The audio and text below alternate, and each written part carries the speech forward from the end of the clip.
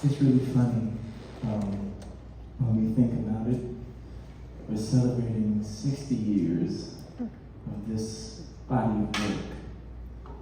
And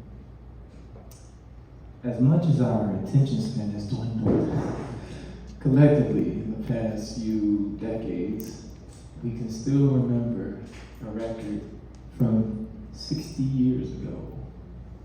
And what does that mean? If you follow music, if you really follow music, I'll ask a simple question. When was the last full era of music?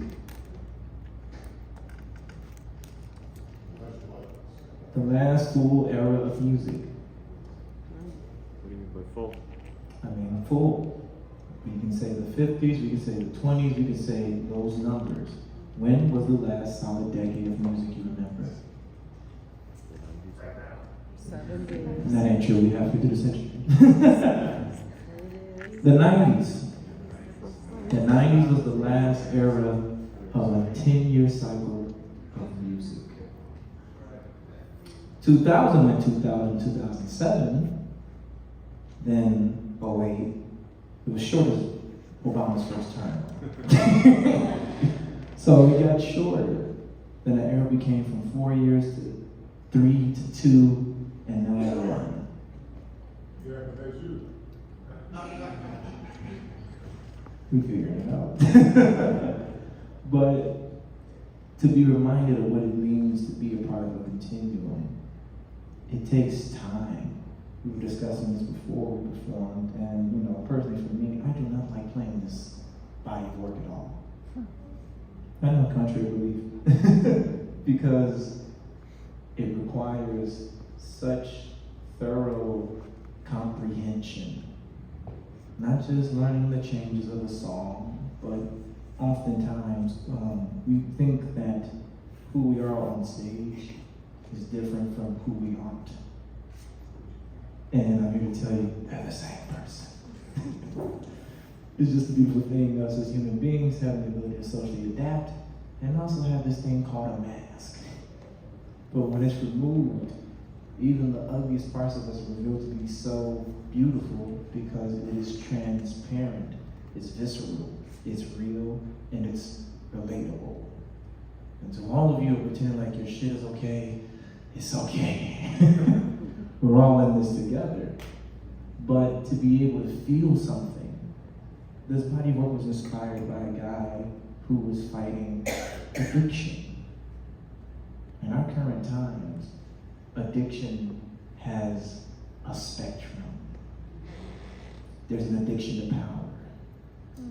There's an addiction to drugs. Anything that allows to feel this form of escapism is almost to be labeled as the drug. Us not being aware of how time is moving, us not being aware of what's actually coming out intentionally and unintentionally and what we present to the world. All of this corresponds. So this guy was fighting for his life. He locked himself up in his attic for like a month.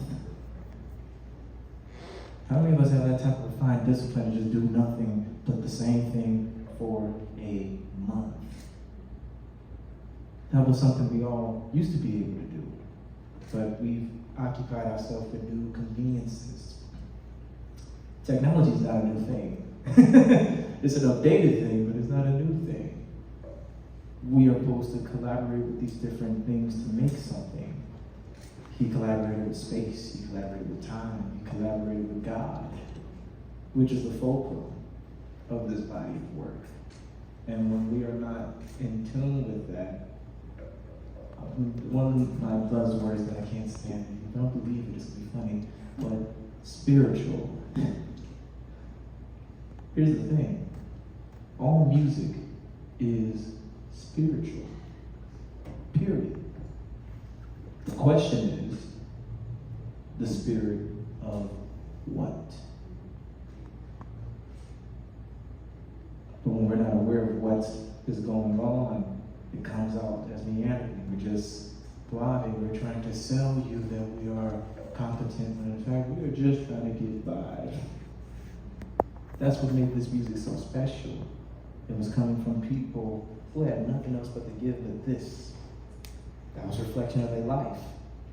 Look beyond the instruments, look beyond the sounds, and really understand the person so you can contextualize what you are actually being poured into. Why you relate to things.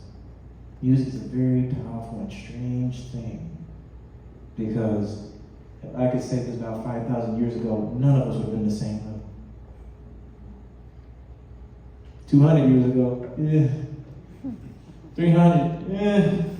400, absolutely, this would be a little bit different. But yet, despite all the things that have happened through our collective human history, here we are. Not everybody understands this album. Not everybody's talking about this. Because we're really distracted. And this title means more than ever, considering the state of the world. So I say all that to say thank you for your time, thank you for your energy, and thank you for reading the book.